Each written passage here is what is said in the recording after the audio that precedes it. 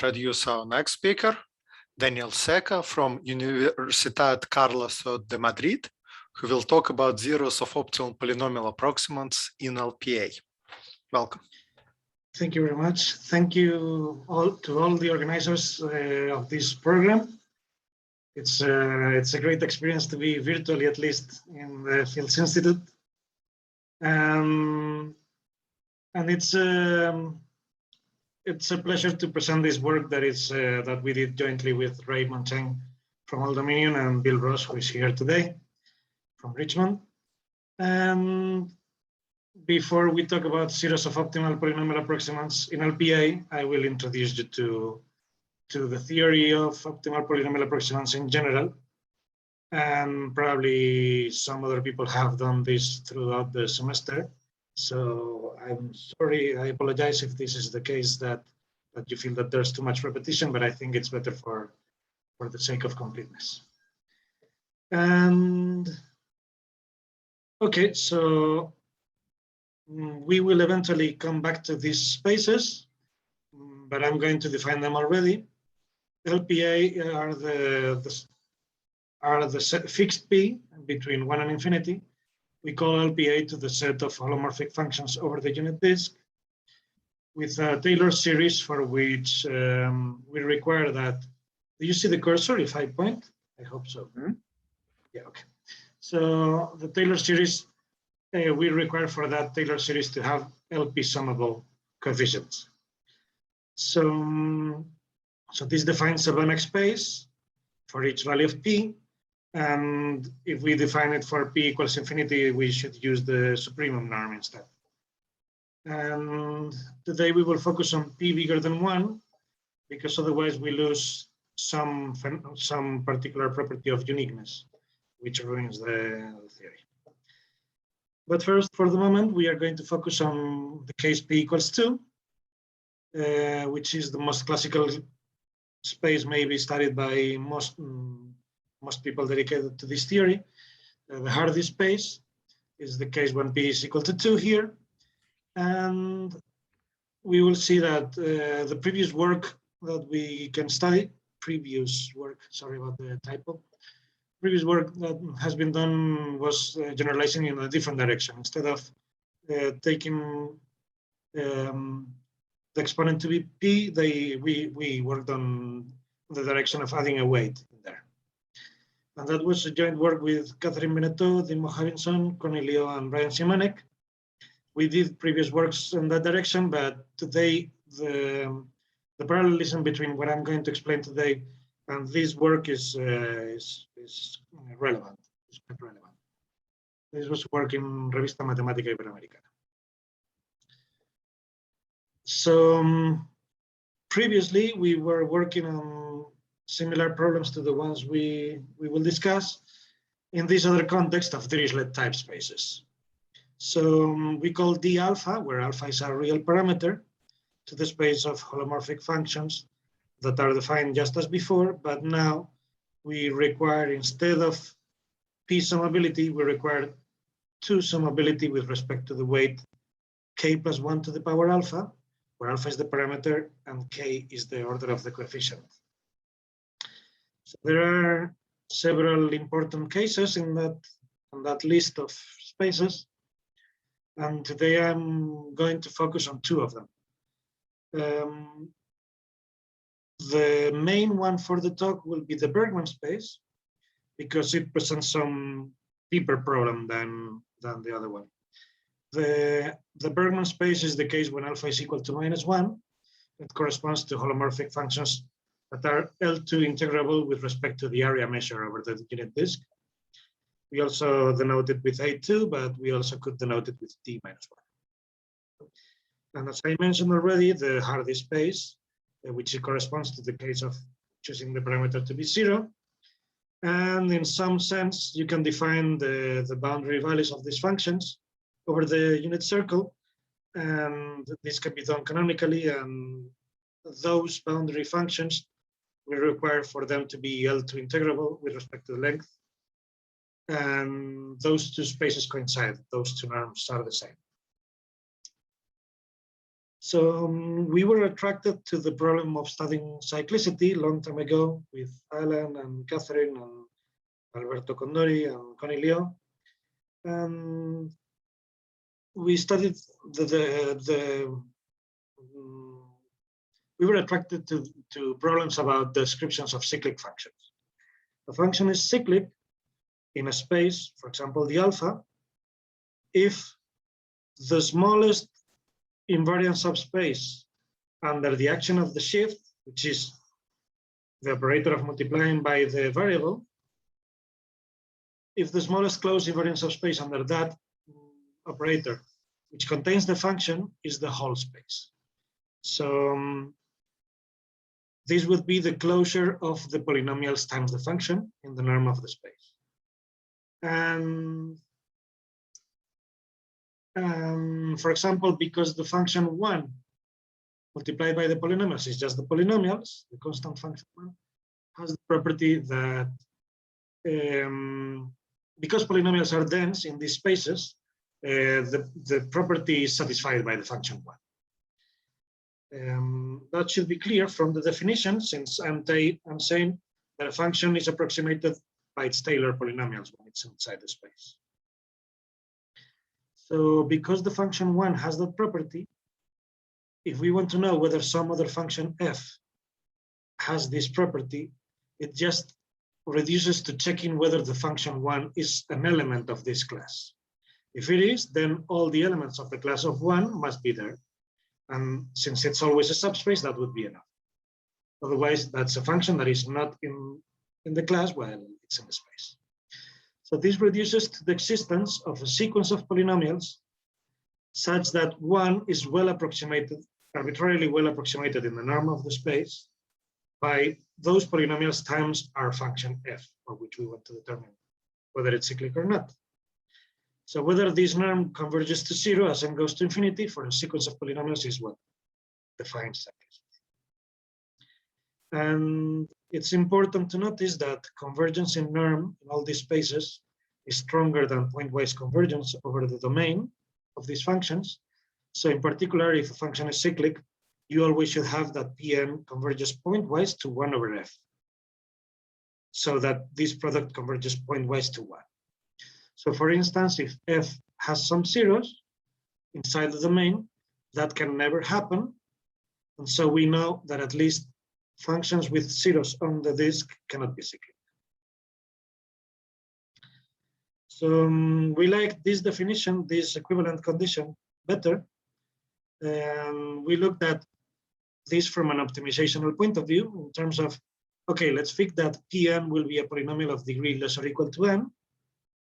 And let's see who's the polynomial among those candidates that minimizes this norm. So this introduces the concept of optimal polynomial approximant. We call OPA, or optimal polynomial approximant, to 1 over f, or sometimes I will mistakenly say 4f, because I have done this too many times to believe that I will be able to correct myself. So if I use the expression 4, I mean the function that we want to know whether it's cyclic or not. When I say 2, I mean the function that the polynomial should converge to. The optimal polynomial approximant to 1 over f of degree n is the polynomial of degree less or equal to n, such that when we multiply it by f, we obtain the orthogonal projection of the function 1 onto the space of polynomials of degree less or equal to n. So the polynomial that we could put here so that this norm is minimized is achieved precisely at that choice. And unless f is identically null, we can recover the polynomial from this relation. Now, cyclicity in terms of these polynomials is equivalent with the convergence of this norm of this particular sequence of functions to 0 in the norm. And also, if we use the fact that this is the projection of 1, then we can evaluate this norm, and it happens to be just the value at 0 of this quantity, of this function. So the condition becomes equivalent with the convergence pointwise at just the point 0 of those, those particular family of polynomials. So we have reduced the problem of determining whether two function spaces are the same to a question about whether some particular sequence of polynomials converges to a particular value at 0. And one thing that we could notice in this way is that if the zeros of these polynomials, p sub n star, have any accumulation point in the interior of the disk, then f cannot be cyclic, because then that convergence pointwise cannot happen at the limit, at the point that is the accumulation point. So in particular, some information about the cyclicity is buried on the distribution of the zeros. Of course, it's also buried into the value at 0, but we are going today to explore this other way in which the information is obtained. So hopefully this justifies that we want to understand these polynomials. We want to understand today where are their zeros. There can be many questions that one can ask about this. For example, in a recent paper with Antonio Coviva, an undergraduate student, we have found the weak asymptotic distribution for these zeros of these polynomials when f are particular classes of functions. A different question, that is the one that we will explore today, is what points are the ones that are allowed to appear in the process? So if we fix the space where we are working and we take a variable degree and function f, we would like to know what are all the possible points of the plane that may appear as zeros of any such polynomial.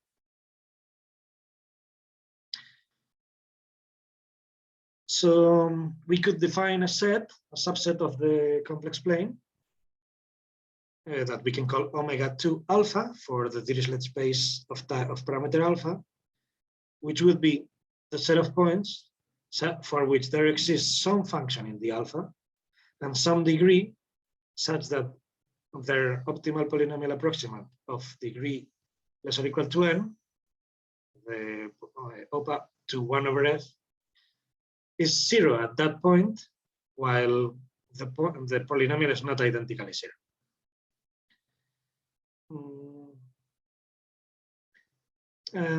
There are a couple of simplifications that we can do on this problem. So first of all, one could notice, maybe the biggest reduction that we can do, is that one doesn't need to study all the degrees. It's actually enough to study just degree 1. So if we would like to, we would want to describe this set, it's enough to study the case where n is equal to 1. Let's see that. Let's say that Q is the ℓpA of degree n for f, and then we have some root of that polynomial. Then it must be the case that that polynomial Q divided by the factor z minus z0, which is removing the 0 of Q at that point, is a polynomial. So when we multiply it by f, this function is again in the space d alpha. So G is a function in the alpha, and since Q was the minimizer for the norm of 1 minus QF, there's no other way that we can find an ℓpA of degree 1 for G than to be this factor that we just removed. Okay, I hope this is clear. So the only thing that we need to describe are the zeros of degree 1. And also the condition that the polynomial is not identically 0 is equivalent with the value of the function at 0 not being 0. This is very simple to check. At least one of the implications is trivial. If f of 0 is equal to 0, then the constant one is orthogonal to the space defined by f, and so we cannot do anything to approximate it. So choosing 0 is the best that we can do in that case. And of course, if the function is identically 0, that means that we cannot do anything else than approximate the function we cannot improve our approximation of the function 1 by choosing any polynomial. Well, it's easy to check that there is a quantity that for the polynomial of degree 0 that will minimize the norm is not this one. Okay, so there's a problem with only one variable that one can solve and convince ourselves that that's the other implication. Okay, so this is also justify that instead of this set, we could redefine omega 2 alpha as this in this other way. The set of points for which there exists some function in the alpha with value different from 0 at 0, and such that the ℓpA of degree 1 is 0 at that point. So the first problem that should come to mind is the problem of describing what is this. And okay, so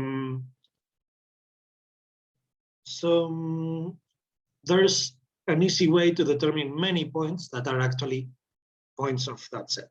Okay, so this point contains the complement of the closed disk. That's easy to see because the rational function, if we take z0 to be any point outside of the unit disk, of the closed unit disk, then the function 1 over the linear factor with that 0, this function is a very good function that is in all the alpha spaces. And it's evident that when I multiply it by the linear factor involved here, we approximate the function 1 perfectly. So these points are members, are elements of omega. So the question is, what points of the closed disk belong to omega 2 alpha? And then there's another trivial observation, or at least simple, that the whole problem is rotationally invariant in some way.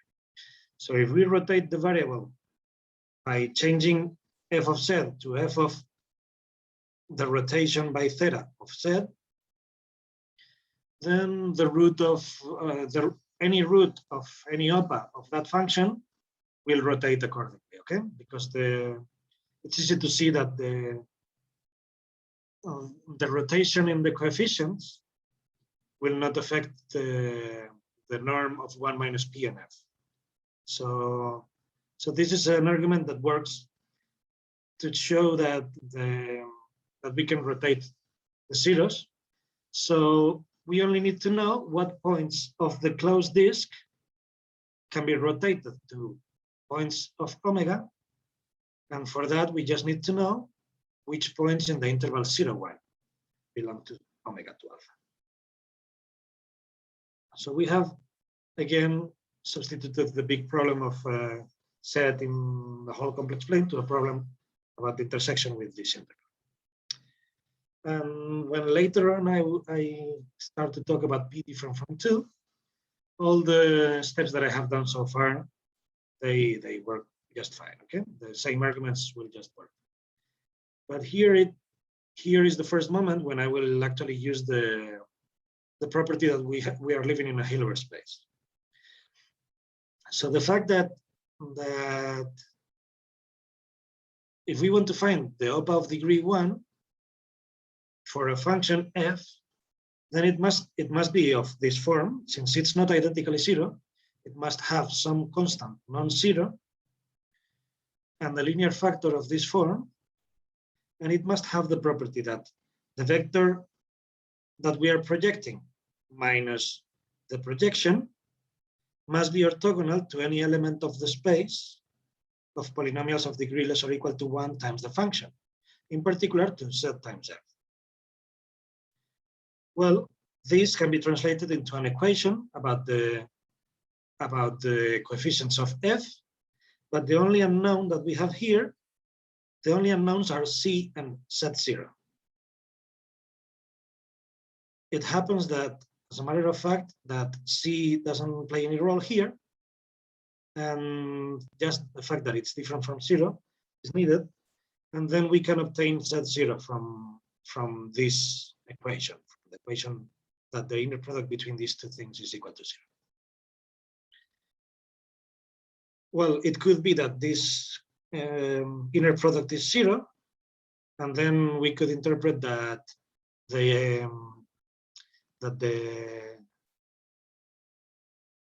would be the case when the polynomial of degree 1 is just a constant. Okay, so it would be like interpreting that the 0 is at infinity. And this other, the numerator, of course, would never be 0. So we have a way to determine for each f what's the 0 of the OPA of degree 1. Since this, well, unless this becomes 0, this depends continuously on the entries on the coefficients defining f. So this also will show that there is a simple argument from here to show that the set omega 2 alpha should be path connected. That is, we know that we could take, if we have a set 0 that is the root for the OPA of degree 1 for some function f, then we can take a path that avoids this becoming 0 and connects it to some point outside of the closed disk. And at that point, we have made the set path connected. So that means that the only points that we needed to know were the intervals 0, 1. So now we know that wherever we can get from 1, we can move some direction, some amount of, some distance from 1 towards inside. That distance could be 0, but the set is path connected. So if I arrive to 1/2, for example, then the set omega will contain all the interval 1/2, 1. So the remaining questions are, how far can I go inside this interval? And is the set open or closed? So at this point, I know that omega 2 alpha is the complement of a disk, and that disk could be of different radius. It has some radius between 0 and 1. Well, it could be the whole plane, or the puncture disk, or the puncture plane, or an open disk or a closed disk, the complement of an open disk or a closed disk. So to determine the answer to these questions, we need to specify, because there's a dichotomy between the Dirichlet type spaces. There's the easy case when alpha is bigger than or equal to 0. If you don't recall, this is the case of the Hardy spaces when this is equal to 0. And the property that we're going to use about these spaces is only that the weight that appears in their definition is not decreasing. So the shift, the operator of multiplying by the variable, is going to move the coefficients to the next position. So it will never decrease the norm. We will perhaps increase it, but never decrease it. So if I look at the absolute value of this quantity, Cauchy-Schwarz inequality assures me that it's bigger or equal than the norm of f and the norm of cf on the denominator. And then I can cancel one of the powers in here with the norm of zf, resulting in this quotient. And is it greater or equal then? Because the greater is strict, because in Cauchy-Schwarz inequality, the inequality is strict unless the two functions are proportional to each other. The two elements are proportional to each other. So that's never the case when f is not identically 0. So this is a strict inequality. Now, because of what I said about the weights defining the space, the fact that alpha is bigger than or equal to 0 means that the norm of ZF is bigger than the norm of F, bigger or equal. So this is at least 1. So we have proved that Z0 is never inside the closed disk. Okay. So at this point, we know everything about omega-2 alpha for all the alphas in this range. They are exactly the complement of the closed unit disk. So they are, for all alpha, this is an open set. Now, first thing we noticed was that when we arrived to here, we noticed that there are counterexamples in the complement of this range. As soon as you get alpha smaller than 0, there are some functions for which the OPA of degree 1 gets their 0 inside the unit disk, the open unit disk, in fact. That is easy to prove from the formula that we have for the 0, applying it to this function, which is the Taylor polynomial of degree n of the function 1 plus z over 1 minus z. If you think in terms of the Taylor coefficients of this function, they are a 1, then many 2's, as many as n, and then the coefficients become 0. If you just plug that in here, that will result in a quantity less than 1 for all the alpha negative ones. So that means that all the negative alphas behave differently from omega-2 alpha. And that led us to study this problem. What's the value of 1 over that quantity that we were looking at? We want to find the minimum of this function, of this quantity. Well, let's study the supremum of 1 over that quantity.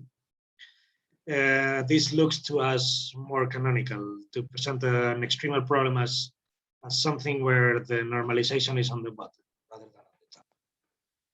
So we could study this extremal problem, and the 3 questions that one could ask about this is whether the supremum is a maximum, whether there is any kind of uniqueness in terms of the function that achieves this supremum, and what's the extremal function.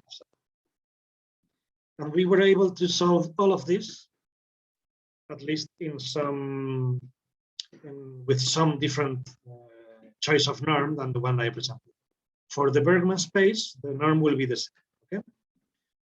So, in general, whatever choice we make of weight for spaces where the weight is decreasing, like when alpha is negative here, we get that the supremum is actually a maximum, and it's achieved at a particular. It's equal to some quantity. That quantity is the norm, is half of the norm of some Jacobi matrix. I will talk about that more now. It's the norm of some Jacobi matrix divided by 2, and whenever that is bigger than 1, so whenever whenever there is some point that gets into the unit disk,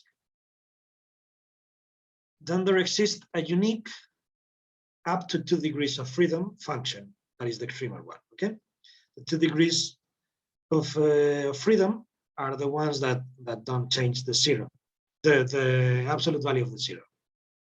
The 0 of the OPA of degree 1 doesn't change if we rotate the variable or if we multiply the function by a constant, because this is a homogeneous problem. Up to those 2 degrees of freedom, the solution is unique and exists, and it's given by a family of orthogonal polynomials evaluated at that same parameter, at the norm of the Jacobi matrix. Those will be the coefficients of an analytic function that is the extremal result. By the way, when U alpha is not bigger than 1, then it's equal to 1, and then this function fails to be in the space. When U alpha is bigger than 1, this function is in the space. And what are these Pm and these J alpha? Well, Pk is a particular family, a sequence of monic orthogonal polynomials that are given by a recurrence relation that I will explain in the next slide. And J alpha is the Jacobi matrix with these elements. So it's 0 on all the diagonals except the one on top and below of the main one. And on the main, on those two diagonals, the value at the jth row, the jth column, sorry, is given by the square root of this quotient of weights. So we call this is what we call omega. All the other values of the matrix are 0. So that's the matrix. If you find the norm of that matrix acting on L2, that's the supremum. Well, sorry. And it's obvious that in the case alpha negative, this is always bigger than 1 because we found some functions for which this was bigger than 1. So the proof contained one further reduction of the problem, that we could study the problem of studying this supremum over f being a polynomial of degree less or equal to n. So with that, we could define a u alpha n, and one needs to prove that the limit of those problems is the whole problem, but it works. Okay. And final reduction of the problem, I think this is the last one. There's a nice phenomenon here that when you change one of these functions and you look at the root of the OPA of degree 1 for this function, you substitute that one by the function with the same coefficients but an absolute value, then the 0 of the OPA cannot get farther from 0. Okay, it could have the same distance to 0, but it can never get farther away. So it's enough to study functions with positive real coefficients. And then we have obtained a problem in finite dimensions of optimizing something on real variables. So this is a problem that we can tackle with Lagrange multipliers. And applying Lagrange multipliers to this problem gives that one can normalize the first coefficient, you can choose it. And so we choose it to be 1. And then we can give a name to the second coefficient, the one of degree 1, can call it lambda. And then when you solve the Lagrange multipliers method, everything depends linearly on the product on the coefficients ak plus 1, ak, and ak minus 1. So the fact that ak is optimal is equivalent to this equation.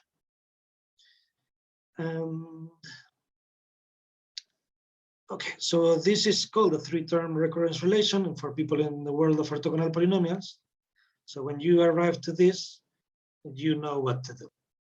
One thing to notice is that if we consider a0 as a polynomial of degree 0 on lambda and a1 as a polynomial of degree 1 on lambda, we are always going to substitute the previous polynomial by a polynomial that is lambda times the previous one minus something of smaller degree.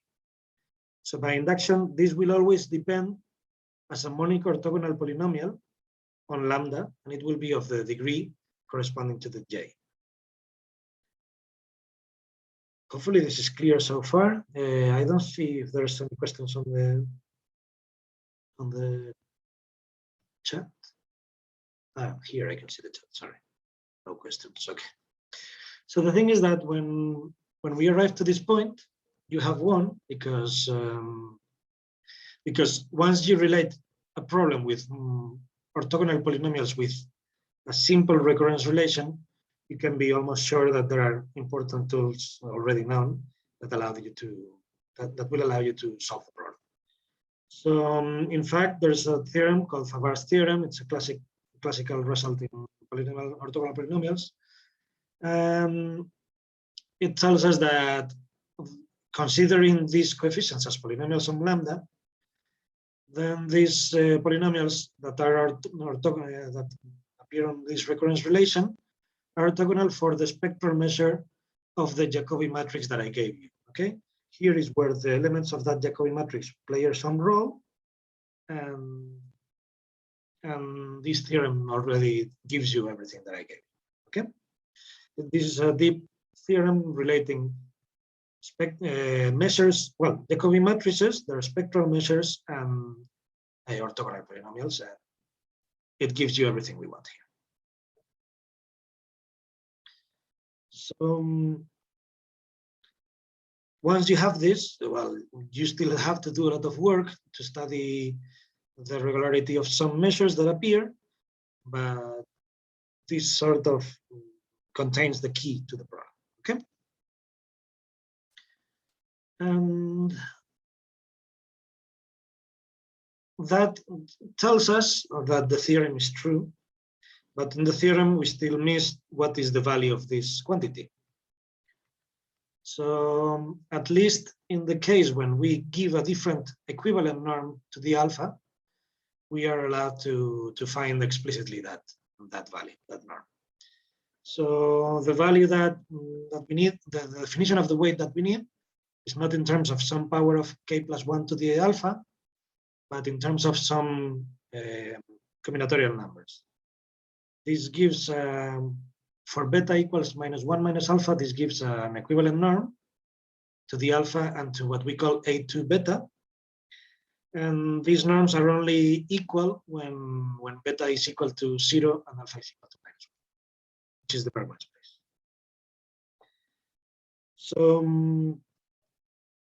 with these norms in here, we were able to answer to find out what's the norm of this operator, and the extremal function then gets completely determined. It's a particular power of a linear factor.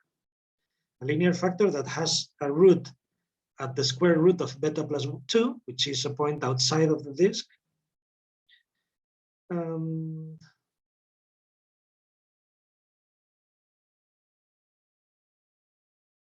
Sorry. Maybe it's minus beta plus 2. No, maybe, well, beta is bigger than -1. Sorry, this is a positive quantity inside the square root. There's no problem with this. This is a linear factor, and it's 0. It's outside of the unit disk. So this is a rational function.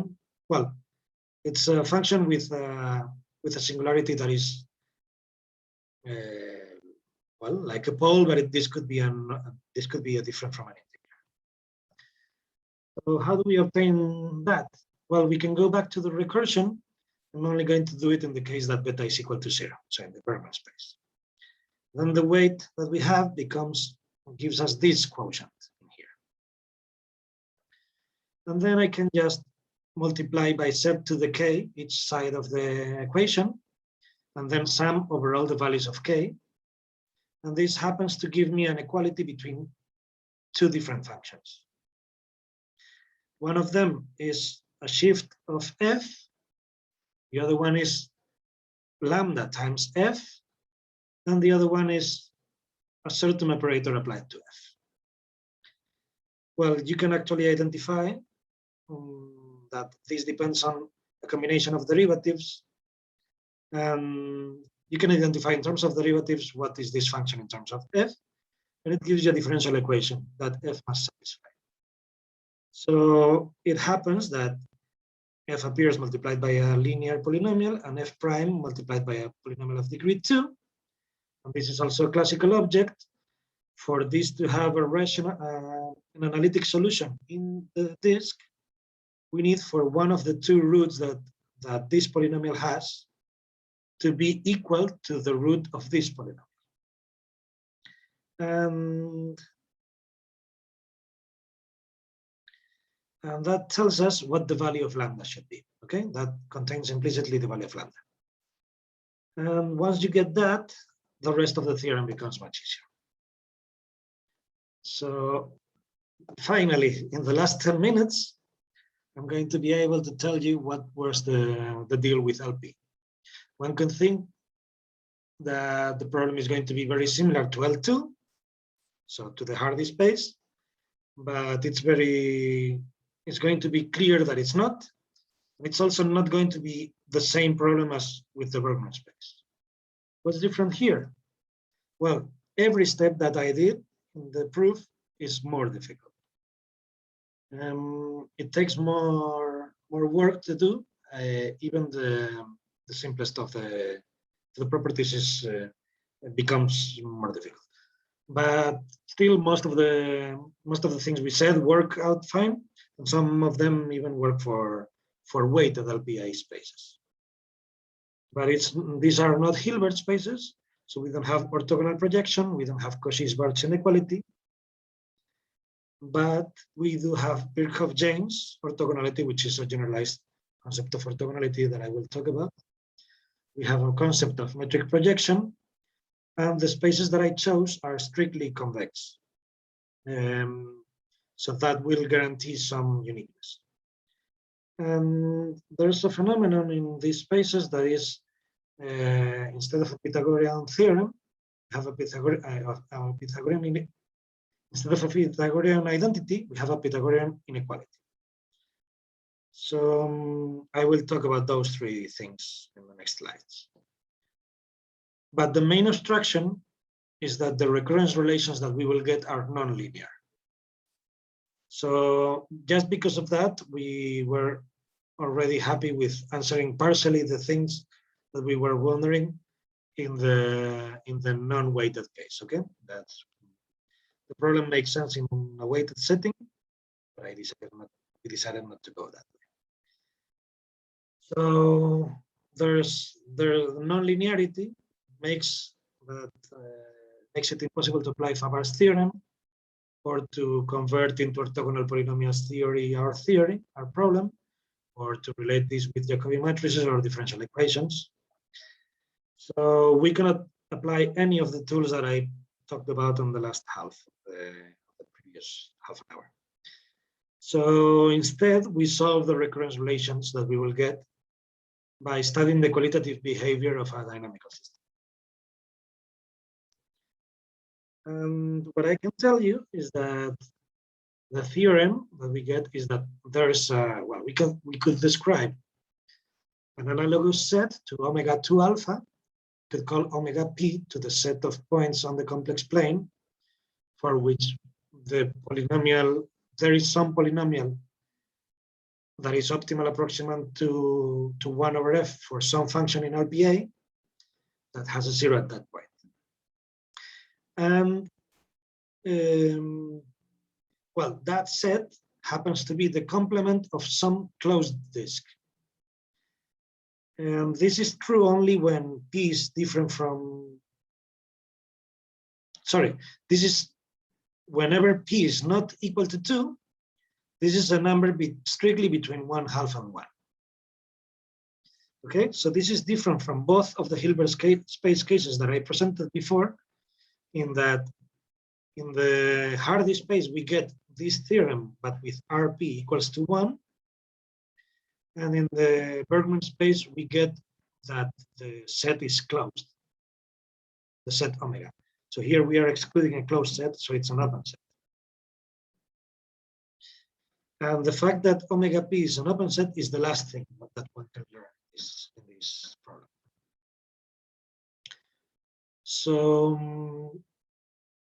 So back to the definition.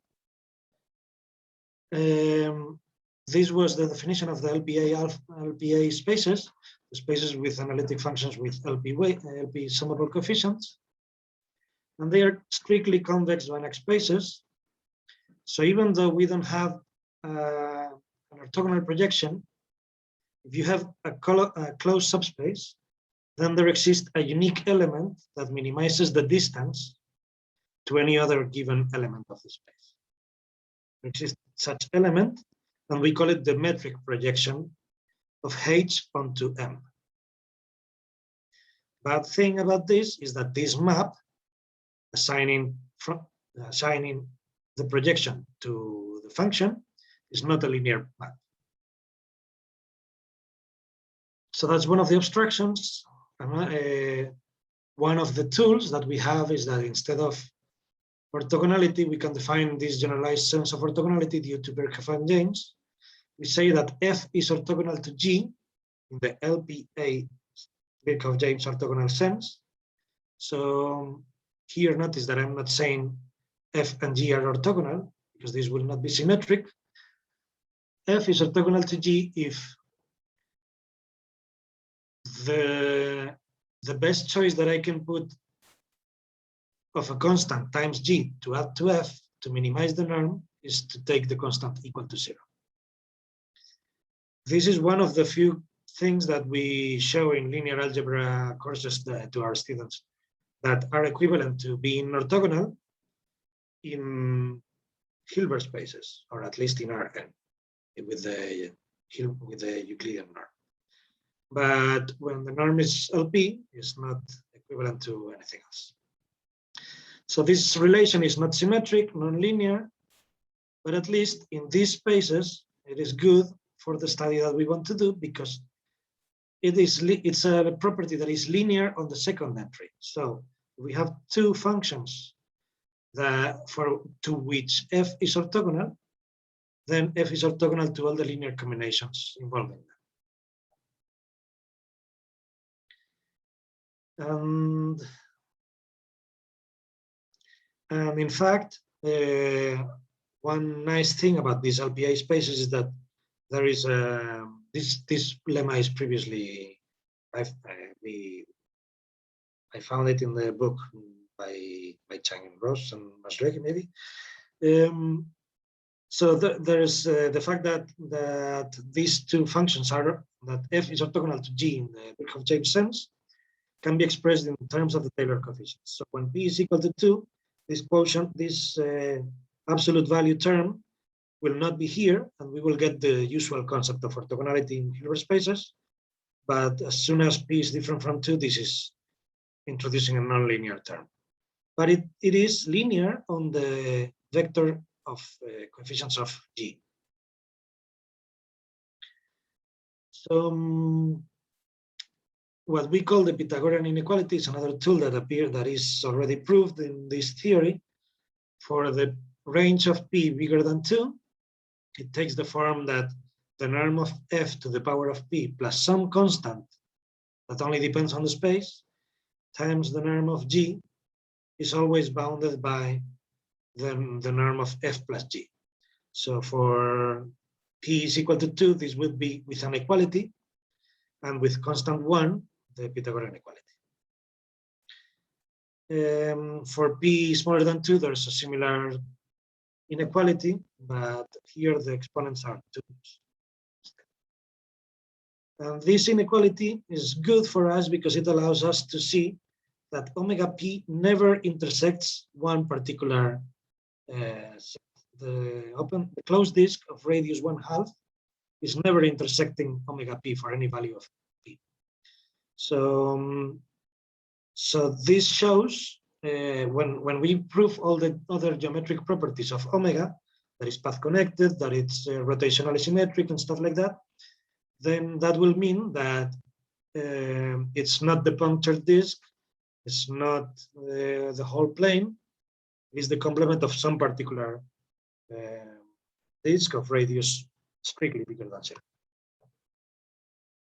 So proofs. The proofs that I gave you, or that I hinted for the rotational symmetry, the path connectedness,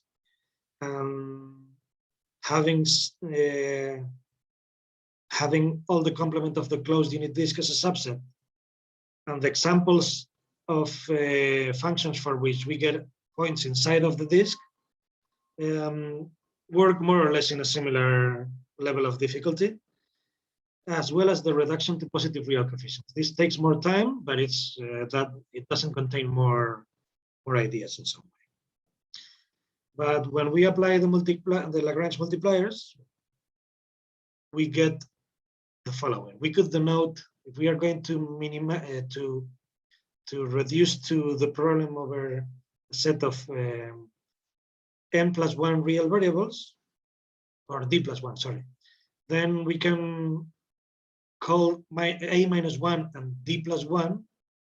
We can denote by those terms, we can just say that those are equal to 0, and that way we can express the recurrence relations altogether.